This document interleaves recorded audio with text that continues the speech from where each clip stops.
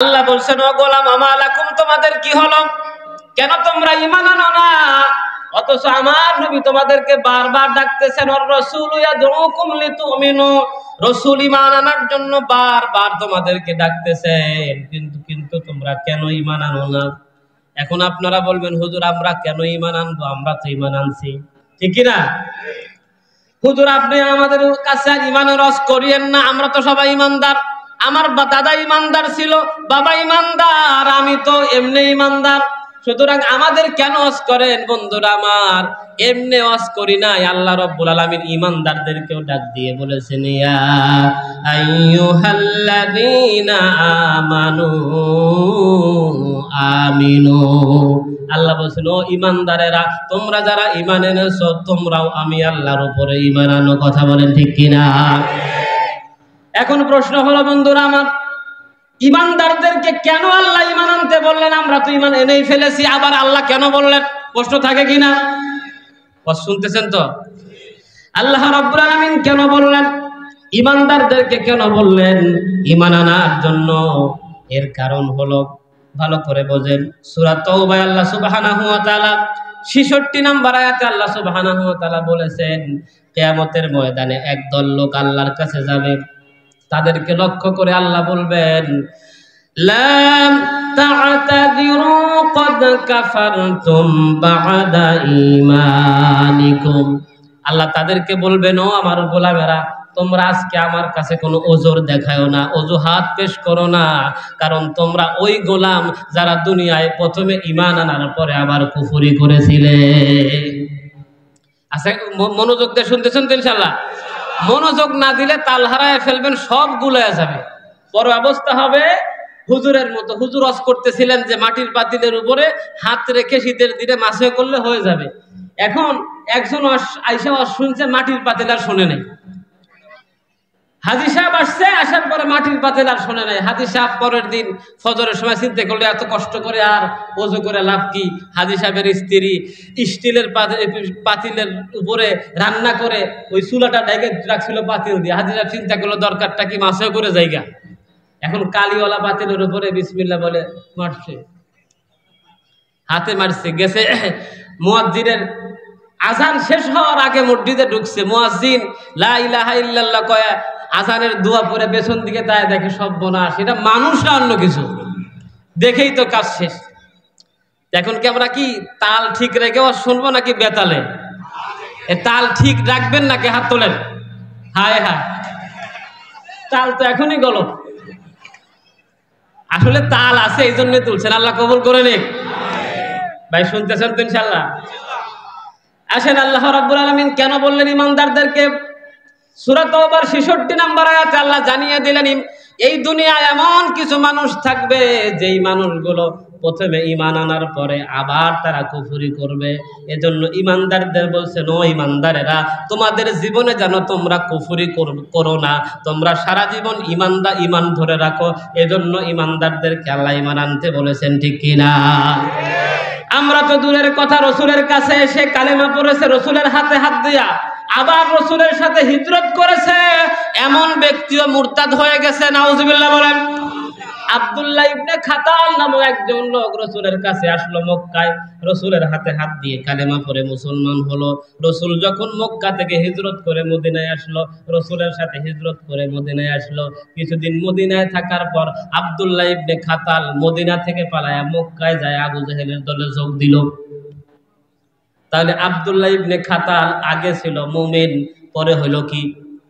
কথা কেন? পরে হলো কি? আগে ছিল কি? মুমিন, পরে হলো কি?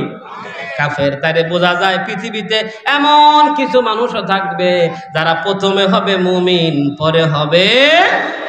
এজন্য আল্লাহ ঘোষণা করলেন, খবরদার খবরদার, ইয়া আইয়ুহাল্লাযীনা আমানু আমিনু বিল্লাহ, ও ঈমানদারেরা, তোমরা সারা জীবন ঈমান ধরে রাখবা, ঈমানের উপরে অটল থাকবা, ঈমানের উপরে অবিচল থাকবা, জীবন থাকবে যতক্ষণ ঈমান থাকবে। আল্লাহ রাব্বুল আলামিন আমাদের ঈমানকে লম্বা করতে বলেছেন। কি করতে বলেছেন? ঈমান লম্বা হবে ততক্ষণ, মরবো না ততক্ষণ। আমরা যে মৃত্যুর দোয়া পড়ি, এই দোয়ার দিকে খেয়াল করেন। আল্লাহ সুবহানাহু ওয়া তাআলার নবী কি শিখিয়েছেন?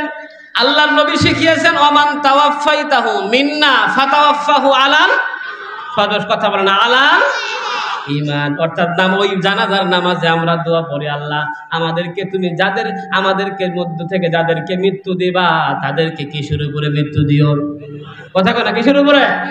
এজন্য মুসলমানেরা ঈমান আনতে হবে, ধরে রাখতে হবে। কোন পর্যন্ত? হায় হায়, কোন পর্যন্ত আনতে হবে? জীবিত অবস্থায় ধরে রাখতে হবে। কোন পর্যন্ত? মৃত্যু পর্যন্ত। মৃত্যুর আগে যদি একবার ঈমান চলে যায়, যত বড় হাজি সাহেব গাজী সাহেব হন না কেন, আপনার আমলের আর 4 পয়সার দাম। ওই ইবনে খাতাল রাসূলুল্লাহর কাছে কালেমা বলল, মক্কায় হিজরত করলো, মদিনায় আবার চলে গেল কোথায়? মক্কায় চলে গিয়ে ইবনে খাতাল বসে নাই, রসুলের নামে কুচ্ছা রচনা করে কবিতা লেখে, মক্কার বাজারে মানুষদেরকে জড়ো করে করে কবিতা শোনায়। আল্লাহর নবী তার উপরে খেপে গেলেন, এত খেপে গেলেন, আল্লাহর নবী সাল্লাল্লাহু আলাইহি ওয়াসাল্লাম এত গোসা করলেন, অন্য কারোর উপরে এত গোসা নাই। মক্কা বিজয়ের সময় আল্লাহর নবী সাহাবীদেরকে নিয়ে মক্কায় ঢুকলেন। ঢোকার পর আল্লাহর নবী সব মানুষদেরকে সাধারণ ক্ষমা ঘোষণা করে দিলেন, ও মক্কার মানুষের, আল্লাহ তাসরিবা আলাইকুমুল ইয়াউম, আজকে তোমাদের উপরে আমার কোনো রাগ নাই, গোসা নাই, সবাইকে মাফ করলেন। কয়েকজন মানুষকে রাসূল মাফ করলেন না, তার মধ্যে হলো ইবনে খাতাল। একজন লোক রাসূলের কাছে এসে বলল, রাসূল সবাইকে তো সাধারণ ক্ষমা ঘোষণা করেছেন, ও আল্লাহর নবী, ফাকাল ইবনু খাতালিন মুতাআল্লাকুম বিআস্তারিল কাবা, ও নবী আপনি তো সবাইকে ক্ষমা করেছেন, কিন্তু ইবনে খাতাল যে আপনার নামে কুচ্ছা রচনা করেছে, ওই লোকটা এখন কাবার গিলাফ জড়ায় ধরে আছে। রাসূল আপনি বলেন আমরা এখন কি করব? আল্লাহর নবী বললেন, ও সাহাবীরা উকতুলহু, আজকের জন্য এই কাবার মধ্য থেকে ইবনে খাতালের জন্য আল্লাহ রাব্বুল আলামিন কাবার হুরমত উঠায় নিয়েছেন। যেই লোকটা আমি মুহাম্মদ রাসূলুল্লাহকে গালি দিয়েছে, তার বেঁচে থাকার অধিকার নাই, ফাকতুলুহু, তোমরা তাকে হত্যা করো। জোরে বলেন আল্লাহু আকবার। এজন্য রসুলকে গালি দিবে যারা, রসুলকে কুচ্ছা রচনা করবে তারা, বেঁচে থাকার অধিকার হারিয়ে ফেলবে তারা, ঠিক কিনা? এজন্য আল্লাহর নবীকে যদি কেউ গালি দেয়, আমরা মুসলমান বেঁচে থাকতে তাকে আমরা বেঁচে থাকতে দেবো না, কথা বলেন ঠিক কিনা? মুসলমান বন্ধুরা আমার, তাহলে আমাদের ঈমান খাটো হবে না লম্বা? কতক্ষণ পর্যন্ত লম্বা? কথা কেন, কতক্ষণ পর্যন্ত? মৃত্যু পর্যন্ত লম্বা হতে হবে। আল্লাহ নবীর কাছে তার একজন রাখাল সাহাবী চলে আসলো, এসে বলে, ইয়া রাসূলুল্লাহ, ও আল্লাহর নবী, আমি রাখাল মানুষ, রাখাল হওয়ার কারণে ওই মদিনার দূরে আমি গরু ছাগল চড়াই, ঠিক মতো আপনার কাছে আসতে পারি না, দিন শিখতে পারি না, কিন্তু রাসূল জান্নাতে যাওয়ার আগ্রহ আমার আছে, আমিও জান্নাতে যেতে চাই, আপনারা চান কিনা? পেছনের ভাইরা জান্নাতে যেতে চান কিনা? মুসলমান বন্ধু সাহাবী বলে, রাসূল আমি রাখাল মানুষ, আমি জান্নাতে যেতে চাই। ইয়া রাসূলুল্লাহ, কুল্লি ফিল ইসলাম কাওলান লা আসআলু আহাদাম বাদাক, ও রাসূল আমি আপনার কাছে বারবার আসতে পারবো না, কখন মরে যাই জানি না, আপনিও যেতে পারেন আমিও যেতে পারি, রাসূল ইসলামের ব্যাপারে আপনি আমাকে একটা চূড়ান্ত কথা বলে দেন। আল্লাহ নবী তাকে চূড়ান্ত কথা বললেন। রাসূল কথা বললেন মাত্র 2টা। আল্লাহ নবী বলেন, কুল আমানতু বিল্লাহি সুম্মা ইসতাকিম, ও সাহাবী তুমি বলো আমি আল্লাহর উপর ঈমান আনলাম। এই কথা বলার পর সারা জীবন এই কথার উপরে অটল অবিচল অটুট থাকো, ঠিক কিনা? রাসূল বললেন, শোনো, এই কথা বলার পর ওই ঈমানের উপরে তুমি অটল থাকবা, মৃত্যু পর্যন্ত ঈমানের উপরে অটল থাকবা। এখন মুসলমান বন্ধুরা আমার, মৃত্যু পর্যন্ত ঈমানের উপরে অটল থাকবো কিভাবে? আসেন আমরা মুসা আলাইহিস সালামের কাছে যাই। যাতে রাজি আছেন তো? তার মানে এখন আপনাদেরকে আমি নিয়ে যাব মিশরে। কোথায়? ভিসাও লাগবে না, পাসপোর্টও লাগবে না। যেতে রাজি আছেন? এবার কল্পনার সাগরে ডুব দেন, মনে করেন আমরা মিশর গেছি। কোথায়? এই পেছনের বাইরে রাগ করতেছেন? মিশরে মুসা আলাইহিস সালামকে আল্লাহ পাঠালেন ফেরাউনকে দাওয়াত দেওয়ার জন্য। মুসা আলাইহিস সালাম ফেরাউনের দরবারে চলে গেলেন। যাওয়ার পর আল্লাহ যাওয়ার আগেই বললেন, মুসা, ফেরাউন তো ক্ষমতাবান মানুষ, কুলু কাওলান লাইয়িনা, তুমি যখন ফেরাউনের কাছে যাবে খবরদার গরম কথা কইবে না, নরম কথা কইও। সুবহানাল্লাহ। হিকমত শিখানকে কথা কোন হিকমত শিখান কে? সব জায়গায় কি গরম চলে নাকি? এখন কোন কুকুর যদি সিংহের সামনে দাঁড়ায় গরম দেখায়, কুকুর আস্ত থাকবো নি? থাকবো? তার মানে সব জায়গায় গরম দেখানো যায় না। কুকুর গরম দেখাবে বিড়ালের সামনে, ঠিক কিনা? মুসা আলাইহিস সালাম চলে গেলেন, ফেরাউনকে দাওয়াত দিলেন, ফেরাউন আমি আল্লাহর পক্ষ থেকে পাঠানো রাসূল, তুমি আমার উপরে ঈমান আনো, কালেমা পড়ো, মুসলমান হও। মুসা দাওয়াত দিলেন, ফেরাউন মুসলমান হয়ে গেল নাকি? কথা কর, মুসলমান হয়েছিল? ফেরাউন বলে মুসা তুমি যে নবী, প্রমাণ কি? মুসা আলাইহিস সালাম বলেন আমার কাছে প্রমাণ আছে। মুসা আলাইহিস সালাম, ফেরাউন বলল কি প্রমাণ? মুসা আলাইহিস সালাম ছাড়লেন লাঠি, হইল কি? কথা কন, হইল কি? বাপরে বাপ, বিশাল সাপ। এবার ফেরাউন ডেকে বলে মুসা এতদিন তো মনে করেছিলাম তুমি নবী, এখন তো মনে দেখলাম তুমি জাদুকর। ফেরাউন এবার ডেকে বলে ওগো মুসা তুমি যেহেতু জাদু জানো, আমারও কিছু জাদুকর আছে, আমি তোমার সাথে একটু জাদুর খেলা খেলতে চাই। কিসের খেলা? কথা কয় না, কিসের খেলা? ফেরাউন ঘোষণা দিল খেলা হবে। কি হবে? মুসলমান বন্ধুরা আমার, দিন তারিখ ঠিক হয়ে গেল। ফেরাউন তার রাষ্ট্রের মধ্য থেকে জাদুকরদেরকে একত্রিত করলো। তাফসিরে তাবারির একটা বর্ণনার একটা লাইন আপনাদের শোনাচ্ছি। ফেরাউন কত জাদুকর সে লিডকোট করেছিল, একত্রিত করেছিল। জামাআ ফিরআউনু ৭০ আলফা সাহের, ৭০,০০০ জাদুকর জোগাড় করলো। সুবহানাল্লাহ। তাফসিরে আরো বর্ণনা আছে, আমি একটা শুধু আপনাদের শোনালাম। মুসা আলাইহিস সালাম বলেন ঠিক আছে তোমার জাদুকর যতই হোক আমি খেলতে রাজি আছি। আল্লাহু আকবার। কারণ মুসা আলাইহিস সালাম দুনিয়ার কোন মানুষের প্লেয়ার না, মুসা আলাইহিস সালাম যার প্লেয়ার তিনি কে? আর জোরে কর, তিনি কে? মুসা আলাইহিস সালাম। ফেরাউন বলল অমুক দিন খেলা হবে।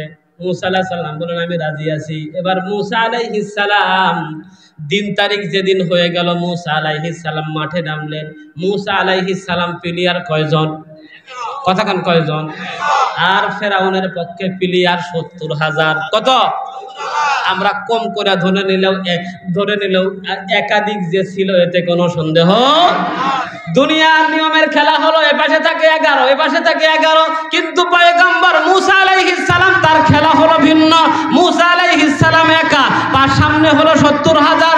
মুসা আলাইহিস সালাম ভয় পেলেন না, ৭০,০০০ খেলোয়াড়ের সামনে পয়গম্বর দাঁড়ায় গেলেন। জোরে সরে কোন আল্লাহু আকবার। কারণ আল্লাহর পক্ষের যারা গোলাম, যারা আল্লাহর পথে কাজ করে, আল্লাহর দ্বীনের পথে চলে, তারা ৭০,০০০ যেন ৭০ কোটিকেও ভয় পায় না। কথা বলেন ঠিক কিনা? মুসলমান বন্ধুরা আমার, শুনতেছেন কথা? ঘুম ধরছে কার? মুসা আলাইহিস সালাম মাঠে নামলেন।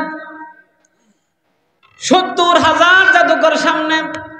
৭০,০০০ জাদুকর যখন খেলা শুরু করবে, তাদের অন্তরের মধ্যে মুসা আলাইহিস সালামকে একটু সম্মান প্রদর্শন করার আশা জাগলো।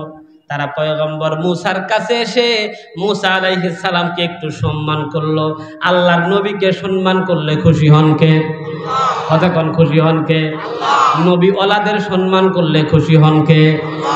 এই দেশে যত নবী ওয়ালা আছে, আলেম ওলামা, তাদেরকে সম্মান করলে খুশি হবেন কে? আর আলেমদেরকে বেইজ্জতি করলে তাদেরকে বেইজ্জতি করবেন কে? এবার মুসা আলাইহিস সালামকে সম্মান করে বলল, মুসা, ইয়া মুসা, ইম্মা আন তুলকিয়া ওয়া ইম্মা আন নাকুনা আউওয়ালা মান আলকা। জোরে কোন আল্লাহু আকবার। ওই ৭০,০০০ জাদুকরের পক্ষ থেকে প্রতিনিধি এসে বলে, মুসা, খেলা তো শুরু হয়ে যাবে, এই খেলা শুরু হওয়ার আগে তুমি কি আগে শুরু করবো না আমরা আগে শুরু করব? পয়গম্বরকে এতটুকুন সম্মান জানানোর কারণে, এতটুকুন আদব দেখানোর কারণে আরশে আজিমের মালিক আল্লাহ রাব্বুল আলামিন এত খুশি হয়ে গেলেন। ৭০,০০০ জাদুকরের কপালে হেদায়েতের কপালে, তাদের কপালে আল্লাহ রাব্বুল আলামিন হেদায়েতের রাস্টিকা লিখে দিলেন। আল্লাহু আকবার। দেখেন মুসলমান বন্ধুরা আমার, রসুলের জীবনের কথা বলি। আমাদের নবী সাল্লাল্লাহু আলাইহি ওয়াসাল্লামের চাচা ছিল আবু লাহাব। চাচার নাম কি? বাড়ি তো বাংলাদেশে। কোথায়? আবু লাহাব তার 2 ছেলেকে রাসূলের 2 মেয়ের সাথে বিয়ে দিয়েছিল। এই আবু লাহাব আল্লাহর নবী যখন কালেমার দাওয়াত দিলেন, আবু লাহাব তার ছেলে উতবা এবং ওতাইবাকে এই দুই ছেলেকে বলল, আবু লাহাব ডেকে বলল, উতবা এবং ওতাইবাকে ডেকে বলল, মুহাম্মদের মেয়েকে তালাক দাও। 2 ছেলের মধ্য থেকে উতবা এবং ওতাইবা দুজনই তালাক দিল। আবু লাহাব বলল, তালাক দিলে হবে না, এবার মুহাম্মদের সামনে যায় মুহাম্মদকে গালি দেওয়া হবে না, মুহাম্মদের মুখে থুতু মারবা। নাউজুবিল্লাহ নাই? মুসলমান বন্ধুরা আমার, উতবা এবং ওতাইবা 2 জন আল্লাহ নবী সাল্লাল্লাহু আলাইহি ওয়াসাল্লামের কে গালি দেওয়ার জন্য তার বাপ চাপ প্রয়োগ করলো। তখন উতবা এবং ওতাইবা দুজনকে যখন চাপ প্রয়োগ করলো, উতবা এসে আল্লাহর নবীর সামনে দাঁড়ালো। আল্লাহর নবীর সামনে দাঁড়ায় আল্লাহর নবীকে গালি দিতে শুরু করলো, এমনকি আল্লাহর নবীকে থুতু নিক্ষেপ করলো। নাউজুবিল্লাহ। আল্লাহর নবীকে বেইজ্জত করলো ওতাইবা বেইজ্জত করলো না। ওতাইবা বলল, আব্বা মেয়েরে তালাক দিতে বলছো, তালাক দিয়েছি, কিন্তু মুহাম্মদের মতো ভালো মানুষকে গালিও দিতে পারবো না, তাকে থুতু নিক্ষেপ করতে পারবো না, ঠিক কিনা?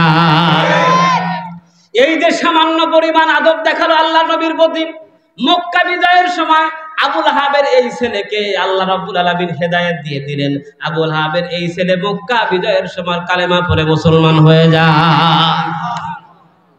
মুসলমান বন্ধুরা আমার, এবার জাদুকররা যখন মুসা আলাইহিস সালামকে সম্মান জানালো, মুসা আলাইহিস সালাম বললেন, ঠিক আছে তোমরা আগে শুরু করো। জাদুকরের সংখ্যা কত? কথা কানা কত? 70,000 জাদুকর তাদের লাঠি ছেড়ে দিল, রশি ছেড়ে দিল। কোন লাঠি বাঘ, কোন লাঠি সিংহ, কোন লাঠি কুকুর হয়ে মুসা আলাইহিস সালামের দিকে আসতে শুরু করলো। কোরআনুল কারীমে আল্লাহ রাব্বুল আলামিন বলেন, ওয়া ফাআউযাসা ফি নাফসিহি খিফাতাম মুসা। মুসা আলাইহিস সালাম একটু ভয় পেয়ে গেলেন, কারণ 100 সিংহ যদি আপনার দিকে হা করে আসে, ঠিক থাকবেন তো? আমরা হলে তো পায়জামা নষ্ট হয়ে যেত, প্রস্রাবের কারণে খুলেও যাওয়ার সম্ভাবনা ছিল, ঠিক না? মুসা আলাইহিস সালাম সামান্যতম ভয় পেয়ে গেলেন। আল্লাহ রাব্বুল আলামিন বললেন, লা তাখাফ, ও মুসা ভয় পেও না, ইন্নাকা আনতাল আলা, তুমি বিজয়ী হবে, আমি আল্লাহ তোমাকেই বিজয়ী দেব। জোরে করে আল্লাহু আকবার।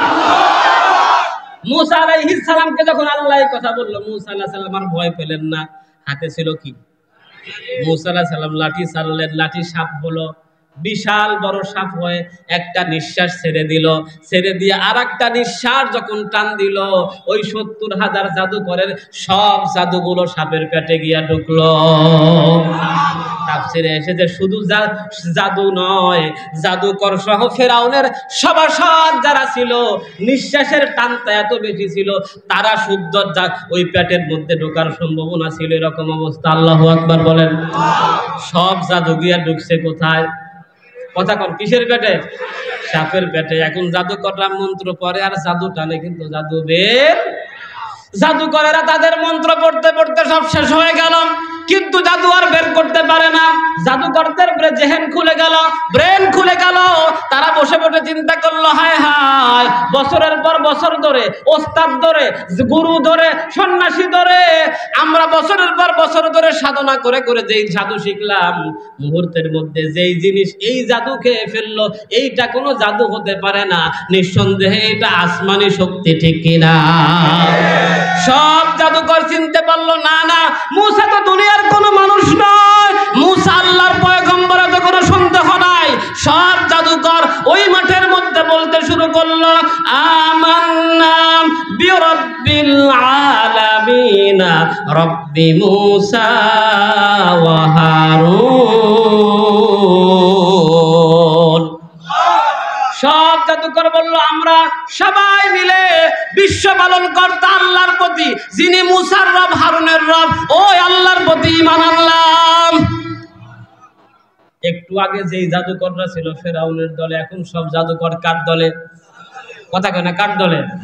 এখন আপনারা কোন ফেরাউন খুশি না বেজার? কথা কোন খুশি না বেজার? ফেরাউন বলল, ক্বালা আমানতুম লাহু ক্বাবলা আন আযানা লাকুম, ফেরাউন বলল, হায় হায়, আমারটা খাইলি, আমারটা পড়লি, আর আমি অনুমতি দেওয়ার আগেই মুসার দলে গেলি, ঠিক কিনা? ফেরাউন ডেকে বলল, আসলে জাদুকররা, ইন্নাহু লাকাবীরুকুম আল্লাযী আল্লামাকুমুস সিহর, যে ফেরাউন ডেকে বলল, আসলে যে তোমরা ভিতরে ভিতরে ষড়যন্ত্র করে আসছো, মুসার দলে চলে যাইবা, এটা তো আমি জানি না, আসলে তোমরা ষড়যন্ত্রকারী। তার মানে যখন ওই জাদুকররা ফেরাউনের দলে ছিল তখন ছিল সঙ্গী, এখন মুসার দলে গেছে, এই জন্য এখন বলে সঙ্গী, ঠিক কিনা? মুসলমান বন্ধুরা আমার এবার ফেরাউন তাদেরকে বলল, শোনো, আমি তোমরা যেহেতু মুসার দলে চলে গেছো, লা উকাত্তিয়ান্না আইদিয়াকুম ওয়া আরজুলাকুম মিন খিলাফ ওয়া উসাল্লিবান্নাকুম আজমাইন। ফেরাউন ডেকে বলল, যেহেতু আমার দলে থেকে মুসার দলে গেছো, এই জন্য আমি তোমাদের হাত পা কাটবো, উল্টা দিক থেকে, ডান হাত কাটলে বাম পা, বাম হাত কাটলে ডান পা। মুসলমান বন্ধুরা আমার, একটু আগে মাত্র কিছুক্ষণ আগে যেই জাদুকররা আল্লাহর উপরে ঈমান আনলো, ঈমান আনার কারণে মুমিন হয়ে গেল, এই জাদুকররা যখন ফেরাউন হুমকি দেয়, একজন জাদুকর ঈমান ছাড়ে না, সবাই ঘোষণা করলো, আমরা ঈমান আনছি তো আনছি, প্রয়োজনে মরে যাব, তাও ফেরাউনের কাছে মাথা নত করবো না, প্রয়োজনে কবরে চলে যাব, তারপরেও ঈমান ছাড়বো না, ঠিক কিনা? এজন্য মুসলমান, প্রয়োজন হলে আমরা মরে যাব, আল্লাহর পথে আমাদের জীবন বিলিয়ে দেব, কিন্তু ঈমান আমরা দেব না, ঠিক কিনা? রাগ করতেছেন? পেছনের বাইরে রাগ করতেছেন? এবার আসেন মুসলমান বন্ধুরা আমার, ফেরাউন বলল, হাত পা কেটে দেব। এই মাত্র কিছুক্ষণ আগে যারা ঈমান আনে, এই সকল জাদুকররা পর্যন্ত ঈমান থেকে সামান্য পরিমাণ, চুল পরিমাণ সরে দাঁড়ায়। এজন্য মুসলমান বন্ধুরা আমার, আল্লাহ রাব্বুল আলামিন বলছেন, ও গোলামেরা শোনো, তোমরা তোমাদের ঈমানকে এত লম্বা করবা, মৃত্যু আসবে না যতক্ষণ ঈমান ছাড়তে পারবে না ততক্ষণ। আল্লাহ রাব্বুল আলামিন বলেন, ইন্নাল্লাযীনা ক্বালু রাব্বুনাল্লাহু সুম্মা ইসতাকামু।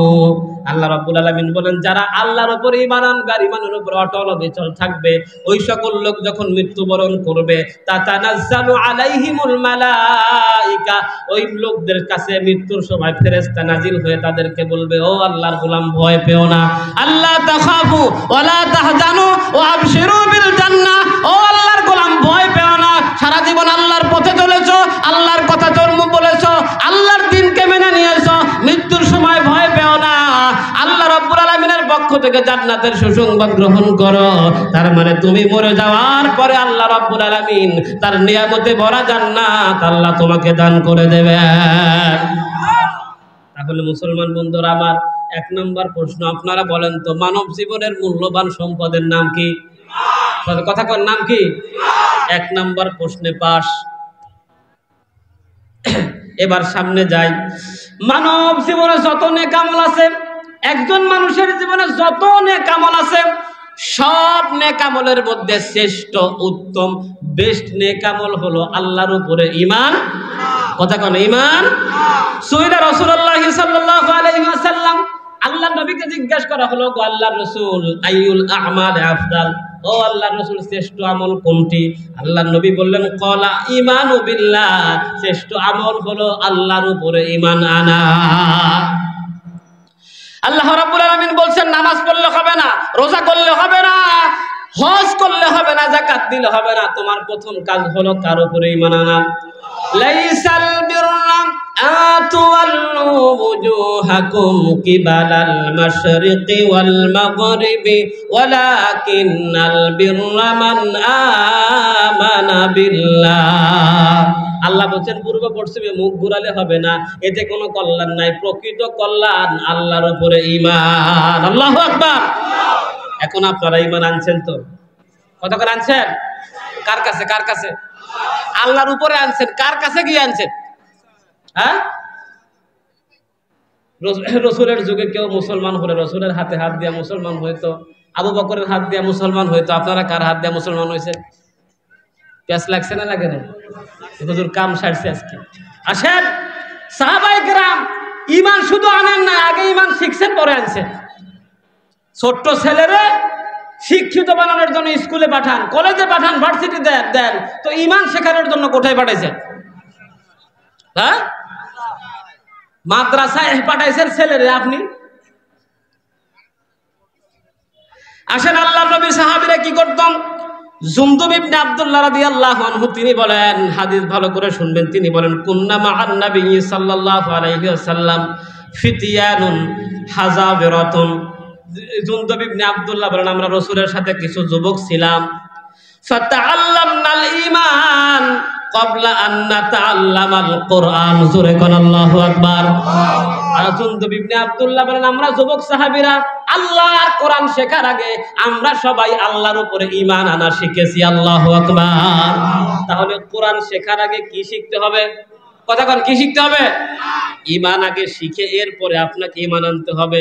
দুর্ভাগ্যজনক হলো সত্য, আমাদের দেশে ঈমান আলী আছে কিন্তু ঈমানদার নাই, ঠিক না? ঈমান আলী বউরে খুব মারে। বউরে কি করে?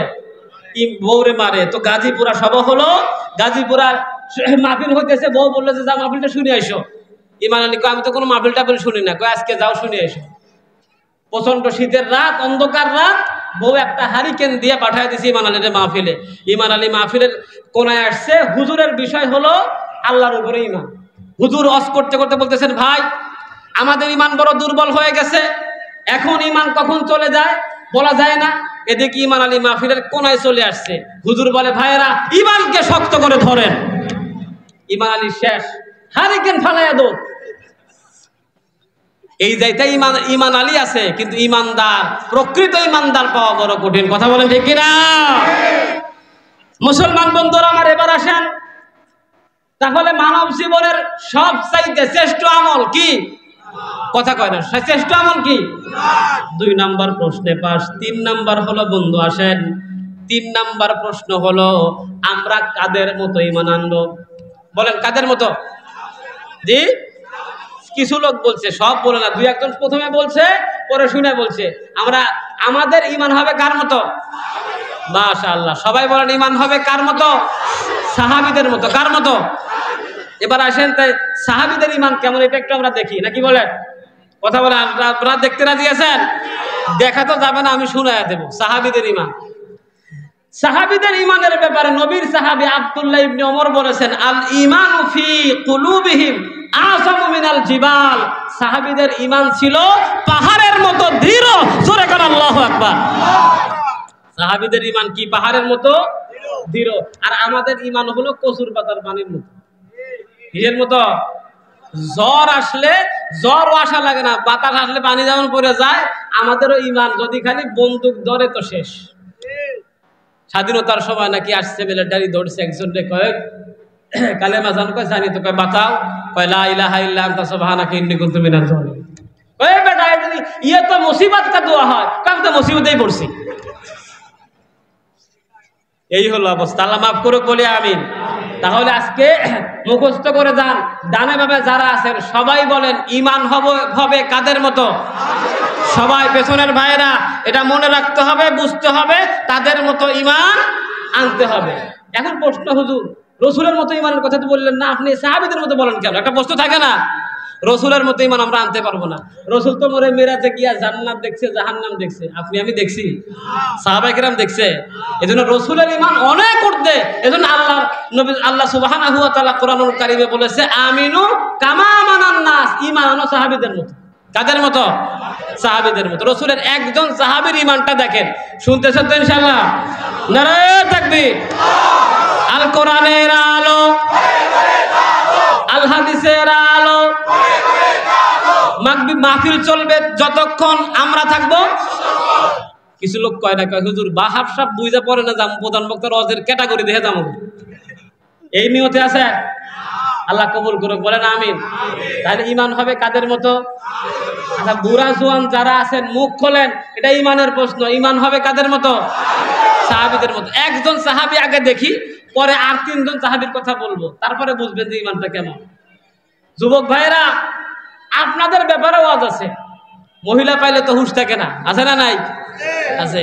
আর সাহাবীদের ঈমানের আগে কেমন, ঈমানের পরে কেমন? আমাদের তো ঈমানের আগেও যেমন পরেও তেমন। তেমন বেজার হুক না পাঁচাটি, বেজার হুক নাকি পাঁচাটি। মানে আমার এক বন্ধু ছিল, ওর এক বাগিনা ছিল, আমরা যখন ধান নিতাম ও 5 আটির উপরে নিত না।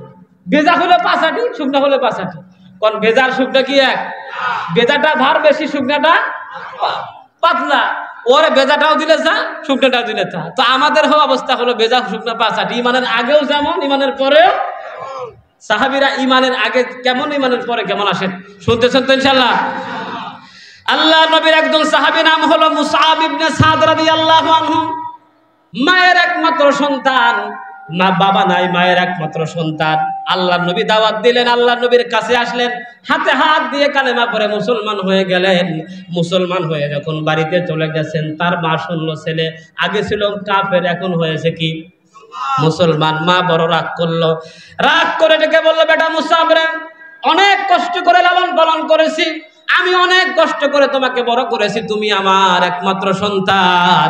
ও বাবা শুনে রাখো, তুমি যদি ঈমান না ছাড়ো, আমি খাবারও খাবো না, পানিও পান করব না।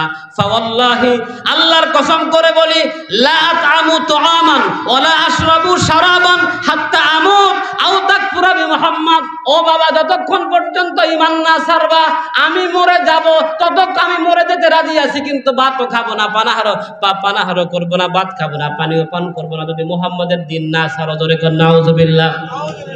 এখন মায়ের একমাত্র সন্তান মুসআব ইবনে সাদ রাদিয়াল্লাহু আনহু কিং কর্তব্য বিমূঢ় হয়ে গেলেন। একদিকে মা গর্ভধারিণী মা, 10 মাস 10 দিন পেটে রেখে গর্ভধারণ করেছেন। এই মায়ের কথা, মা মরে যায়, মা বলতেছে হাত্তা মরে যাব, তবুও খাবারও খাবো না, পানিও পান করব না। একদিন, 2 দিন, 3 দিন চলে যাবে। হযরত মুসআব ইবনে সাদ রাদিয়াল্লাহু তাআলা আনহু তার মার কাছে আসলো। শুনতেছেন কথা? কি জবাব দেয় কান খাড়া করে শোনেন। মুসআব এসে তার মাকে বলল, ইয়া উম্মা লাউ কানাত লাকি মিয়াতিনা।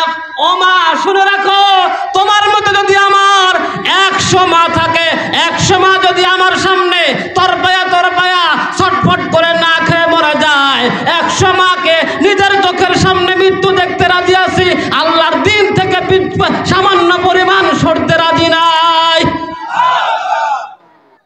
এখন আমাদের যদি অবস্থা হয়, আমরা চিন্তা করবো যে মা একটু খায় নি, আমি ইমান ছেড়ে দেই, পরে কালেমা পড়ে আবার নতুন করে মুসলমান হবো। কথা বলেন ঠিক কিনা? এবার আসেন, রাসূলের প্রধান সাহাবীর নাম কি আপনারা বলেন? এই কয়েকজনে কয় কি নাম? আবু বকরের একটা উপাধি আছে, কি নাম? মাশাআল্লাহ। আবু বকরের উপাধি কি? তার ইমানটা এবার যাচাই করি। রাজি আছেন তো ইনশাআল্লাহ? রাগ করতেছেন না? আসেন, আবু বকর রাদিয়াল্লাহু আনহুর ঈমানটা কেমন? আল্লাহ নবীর সাহাবী আবু বকর আর আমাদের এলাকার আবু বকর এক নাকি? আবু বকর রাদিয়াল্লাহু আনহু রাসূলের উপরে ঈমান এনে মুসলমান হয়ে গেলেন। রাসূলের উপরে যখন আবু বকর ঈমান আনলেন, তার কিছুদিন পরে আল্লাহ নবী মেরাজ করে আসলেন। মেরাজ তো হয়েছিল খরখরা দিনে, নাকি? কথা কথা দিনে হয়েছে? কখন? পুরা রাত না রাতের কিছু অংশে? রাতের কিছু অংশে। মেরাজ মানে মাটির নিচের দিকে যাওয়া। কোন দিকে? আল্লাহ নবী সাল্লাল্লাহু আলাইহি ওয়াসাল্লাম মেরাজ করলেন, দুনিয়া থেকে প্রথমে চলে গেলেন বাইতুল মুকাদ্দাসে, মক্কা থেকে। বাইতুল মুকাদ্দাস থেকে 7 আসমান ঘুরে আসলেন রাতের কিছু অংশে, আবার বাইতুল মুকাদ্দাস, সেখান থেকে আবার মক্কায় চলে আসলেন। রাসূল এসে দেখেন যে ওযু করে গেছিলেন, ওযুর পানি তখনও গড়তেছে। জোরে কোন আল্লাহু আকবার। আল্লাহ নবী সাল্লাল্লাহু আলাইহি ওয়াসাল্লাম ফজরের নামাজ আদায় করেন, কাবা শরীফের মধ্যে বসলেন। বসার পর দেখে আবু জেহেল হেঁটে যায়। আল্লাহ নবী ডাকলেন, আবু জেহেলকে ডাকলেন, ডেকে বললেন, চাচা আজকে তো একটা ঘটনা ঘটছে। কি ঘটনা? রাসূল বললেন, আজকের রাতে আমি বাইতুল মুকাদ্দাস গেছি, আবার সেখান থেকে 7 আসমান পাড়ি দিয়ে আবার মক্কায় এই যে চলে আসছি, এই যে দেখেন আমি চলে আসছি। এবার আবু জেহেল কয়, মুহাম্মদ সাল্লাল্লাহু আলাইহি ওয়াসাল্লামকে মনে করছিলাম ভালো মানুষ, এখন তো দেখি সে তার মাথায় স্ক্রু সব ঢিলা, সে পাগল হয়ে গেছে। আবু জেহেল মনে মনে চিন্তা করে, মুহাম্মদ রাসূলুল্লাহর প্রধান সাহাবী হলো আবু বকর, এখনই সুযোগ আবু বকরকে মুহাম্মদের দল থেকে ভাগায়া নেওয়ার। আল্লাহর নবীকে ডেকে বলল, মুহাম্মদ তুমি একটু অপেক্ষা করো, আমি সব মানুষকে জড়ো করব, তুমি কি তাদের সামনে বলতে পারো? রাসূল বললেন, হ্যাঁ। আবু জেহেল সব মানুষদেরকে জড়ো করলো, ওই কাবা শরীফের মধ্যে মানুষেরা দাঁড়ায় গেল। এবার রাসূল বললেন, আমি আজকের রাতে বাইতুল মুকাদ্দাস গিয়েছি, যেখানে যেতে সময় লাগে 1 মাস, আসতে লাগে 1 মাস, আমি এক রাতে গিয়েছি, 7 আসমান পাড়ি দিয়ে আবার চলে এসেছি। সব মানুষেরা বলল, ইন্না হাযা লা শাইউন উযাব, এটা মিথ্যা কথা, এটা একটা গুজব কথা। জোরে কর নাউযুবিল্লাহ। এখন যখন মানুষেরা রসুলের চতুর্পাশে ঘিরতেছে তখন একজন মক্কায় একজন দুরন্তর চাক্ষুষ লোক ছিল, তার নাম হলো আদি ইবনে মুতিন। এই লোকটা রসুলের কাছে এসে বলল, মোহাম্মদ তুমি কি আসলে বাইতুল মুকাদ্দাসে গেছিলা? রসুল কয় হ্যাঁ। আচ্ছা যদি বাইতুল মুকাদ্দাসে যায় থাকো এবার বলো তো বাইতুল মুকাদ্দাসের দরজা কয়টা, জানালা কয়টা? রসুল কি দরজা জানালা গুনতে গেছেন নাকি? আচ্ছা আপনারা তো বাইতুল নূরে মসজিদে নামাজ পড়ছেন, এখন যদি বলি জানালা দরজার খুঁটি কয়টা, আপনারা কি খুঁটি গুনতে যান, জানালা গুনতে যান? রসুল কি জানালা গুনতে গেছেন? রসুল তো শেষ। হায় হায়, রসুল বিপদে পড়লে সাহায্য করেন কে? আল্লাহ নবী বলেন, এই শয়তান যখন আমাকে প্রশ্ন করলো আল্লাহ রাব্বুল আলামিন তখন আমার সামনে থেকে সবকিছু সরাইয়া দিলেন। টেলিভিশনের পর্দার মতো বাইতুল মুকাদ্দাসকে আল্লাহ রসুলের সামনে এনে দিলেন। রসুল সব দেখে কয়, আদি ইবনে মুতিন উত্তর পাশের দরজা এইটা, জানালা এইটা, খুঁটি এইটা, সব বললেন। ওরা তো আশ্চর্য, কয় কি? আল্লাহু আকবার। এবার সবাই মিলে আবু বকরকে ধরলো। আবু বকর, তোমার বন্ধু মুহাম্মদ এই কথা বলে, সে নাকি আসমানে গিয়েছে, বাইতুল মুকাদ্দাসে গিয়ে আবার চলে এসেছে, তুমি কি এটা বিশ্বাস করো নাকি? আবু বকর কি জবাব দেয় শুনেন। আবু বকর বললেন, নাম ইন্নী লা উসাদ্দিকুহু ফীমা আবআদু মিন যালিক। আবু বকর কয়, এটা তো ছোট ব্যাপার। আল্লাহু আকবার। আবু বকর বলে, মক্কার মানুষেরা শোনো, আমার নবী বাইতুল মুকাদ্দাসে গেছে, সেখান থেকে আসমান করে এসেছে, এটা তো ছোট ব্যাপার। আমার নবীর কাছে কোরআন নিয়ে যেই জিবরাইল আমিন চলে আসে, মুহূর্তের মধ্যে এসে কোরআন নাজিল করে আবার চলে যায়। আমরা আবু বকর যদি কোরআন নাজিল হওয়া বিশ্বাস করতে পারি, তাহলে আমার নবী আসমানে গেছে, এইটা কেন বিশ্বাস করব না? জোরে সরে বলেন সুবহানাল্লাহ। মুসলমান বন্ধুরা আমার, এবার আমরা যদি হইতাম, চিন্তা করতে করতে শেষ। কথা বলেন ঠিক কিনা? আবু বকর কোনো লজিক খুলেন নাই। এবার রসুল কি বলেন? ফাযালিকা সুম্মিয়া আবু বকর as-সিদ্দিক। ওই দিন থেকে আবু বকর সিদ্দিক হয়ে গেছে। আল্লাহু আকবার। মুসলমান বন্ধুরা আবার, তাইলে আবু বকরের ঈমান শক্ত না নরম? কথা কর, শক্ত না নরম? এবার আবু বকরের পরের সাহাবী কি নাম? কথা কর না, কি নাম? ওমর রাদিয়াল্লাহু তাআলা আনহুর ঈমান দেখেন। আল্লাহ নবীর সাহাবী হযরত ওমর রাদিয়াল্লাহু তাআলা আনহু, তার ঈমানটা কত শক্ত, কত মজবুত। আমরা তো ঈমানের এক আগেও যাবো, ঈমানের পরেও তেমন। এবার ওমরের বিষয়টা দেখেন। আল্লাহ নবী সাল্লাল্লাহু আলাইহি ওয়াসাল্লাম যখন দাওয়াত দিলেন, ওমরকে ভুল বোঝানো হলো। মক্কার নেতারা ভুল বুঝায়া ওমর রাদিয়াল্লাহু তাআলা আনহুকে মিসগাইড করতেছিল। খারাজা ওমর মুতাকাল্লিদান সাইফাহু। ওমর রাদিয়াল্লাহু আনহু তরবারি ঝুলায়া চলতেছেন হন হন করে। যাওয়ার সময় তার বন্ধুর সাথে দেখা, বন্ধু ডেকে বলে, আইনা তাহমিদ, ওমর তুমি কই যাওয়ার ইচ্ছা করছো? ওমর রাদিয়াল্লাহু আনহু বলেন, আমি যাচ্ছি হলো উরিদু আন আকতুলা মুহাম্মদ, মুহাম্মদকে হত্যা করতে। নাউজুবিল্লাহ বলেন। ওমর, এবার ওমরের বন্ধু ডেকে বলে, ওমর মুহাম্মদকে হত্যা করতে যাওয়ার আগে নিজের ঘর সামলাও। কি করো? ওমর কয়, মানে ঘর সামলাবো মানে? তোমার বোন আর বোন ভগ্নিপতি মুসলমান। আল্লাহু আকবার। ওমর রাদিয়াল্লাহু আনহু কয়, আগে নিজের ঘরটা সাইজ করে লই। চলে গেছে বোন আর ভগ্নিপতির কাছে। গিয়া তাদের ঘরের দরজায় যখন চলে গেছে, তখন তারা কোরআন তেলাওয়াত করতেছিলেন। ওমর রাদিয়াল্লাহু আনহু ঘরে ঢুকলেন। ঢোকার পরে অনেকক্ষণ তাদের উপরে মারধর করলেন। মারধর করার পর এবার ওমর রাদিয়াল্লাহু আনহু বলেন, তোমরা কি করতেছিলে সেটা দাও। তার বোন আর ভগ্নিপতি বলে, ওমর তুমি তো নাপাক, গোসল করে আসো। আল্লাহু আকবার। ওমর রাদিয়াল্লাহু আনহু গোসল করে আসলেন। কোরআনুল কারীমের সূরা তাহা তার সামনে দেওয়া হলো। ওমর রাদিয়াল্লাহু তাআলা আনহু সূরা তাহা যখন তেলাওয়াত করলেন, মনে হলো যেন প্রত্যেকটা আয়াত ওমর রাদিয়াল্লাহু তাআলা আনহুর সিনা বেদ করে কলিজার মধ্যে ঢুকতেছে। ওমর রাদিয়াল্লাহু তাআলা আনহুর অন্তরটা পরিবর্তন হয়ে গেল। ওমর রাদিয়াল্লাহু আনহু বললেন, আর আমি কাফের থাকতে চাই না, আমি মুসলমান হয়ে যাব। তোমরা আমাকে মুহাম্মদের কাছে নিয়ে চলো। বোন আর ভগ্নিপতি ওমর রাদিয়াল্লাহু আনহুকে রাসূলের কাছে নিয়ে আসলেন। সাহাবায়ে কেরাম বসা। ওমর রাদিয়াল্লাহু আনহু আসতেছেন। সাহাবায়ে কেরাম বললেন, রাসূল আপনি ভেতরে যান, ওমর আসতেছে, দুর্ঘটনা ঘটতে পারে। রাসূল বললেন, সাহাবারা কোনো টেনশন করো না, আসতে দাও। সুবহানাল্লাহ।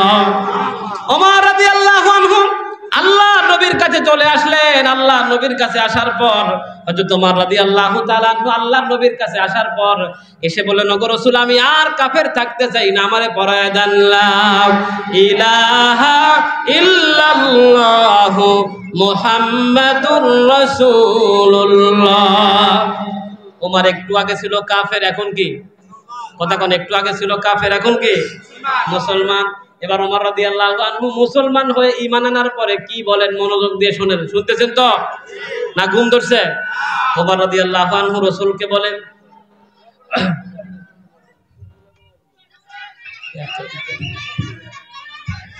নারায়ে তাকবীর, এই তাকবীর হবে না, নারায়ে তাকবীর। প্রধান মেহমানের আগমন, আজকের মাহফিলের পক্ষ থেকে নারায়ে তাকবীর, নারায়ে তাকবীর। বক্তা আসবে, আপনারা এইটাই শুনে শেষ। আপনারা রাগ করছেন নাকি? হুজুর চলে আসছে, আমি শেষ করে দেব। ওমর মুসলমান হলেন, রাসূল বলেন উস্তুর হুয়া ওমর, হে ওমর তুমি ইসলাম যে কবুল করছো এটা প্রকাশ করবা না, এটা গোপন রাখবা। এটা কি করবা? কথা বলে না, কি করবা? গোপন রাখবা। এখন ওমর রাদিয়াল্লাহু আনহু কি বলেন শোনেন। ওমর রাদিয়াল্লাহু আনহু বললেন রাসূল আমরা যে ঈমান গোপন রাখবো, আপনি কি সত্য নবী না? রাসূল কয় হ্যাঁ অবশ্যই সত্য নবী। ওমর রাদিয়াল্লাহু আনহু রাসূলকে বললেন রাসূল আমরা যে দ্বীন প্রচার করি এই দ্বীন কি সত্য না? রাসূল বললেন অবশ্যই সত্য। ওমর রাদিয়াল্লাহু আনহু বললেন যদি আপনি সত্য নবী হন, দ্বীন যদি সত্য হয়, আপনি সত্য নবী হলে, দ্বীন সত্য হলে এটা গোপন থাকবে কেন? আজ থেকে প্রকাশ্যে শুরু হয়ে যাবে। ধরে কেন আল্লাহু আকবার। ওমর ইসলাম কবুল করার পর রাসূল এখন আর গোপনে না, এখন প্রকাশ্যে। এখন কি? প্রকাশ্যে। সম্মানিত হাজিরিন, এজন্য সাহাবীদের মতো ঈমান আনতে হবে, যাদের ঈমান ছিল পাহাড়ের মতো কি সুদৃঢ়, যারা জীবন দিত কিন্তু ঈমান দিত না। আল্লাহ সুবহানাহু ওয়া তাআলা সাহাবীদের মতো ঈমান আনার তৌফিক দান করুন। এবার প্রশ্নগুলো করেই শেষ। মানব জীবনে সবচাইতে মূল্যবান সম্পদের নাম, একজন মানুষের জীবনে সবচাইতে উত্তম শ্রেষ্ঠ আমল ঈমান টিকিয়ে রাখতে হবে কতক্ষণ? মৃত্যু পর্যন্ত। আর ঈমান আনবো কাদের মতো? যাক ছাত্র যে সবার রোল এক, এটা বোঝা গেছে। আল্লাহ সব ছাত্ররা কবুল করে নিক, আল্লাহ আমাদের মাফ করে দিক। আমি আপনাদের কাছে সুস্বাস্থ্য কামনা করে আমার জন্য দোয়া আছে, এখানে শেষ করছি। হাযা মা ইনদি।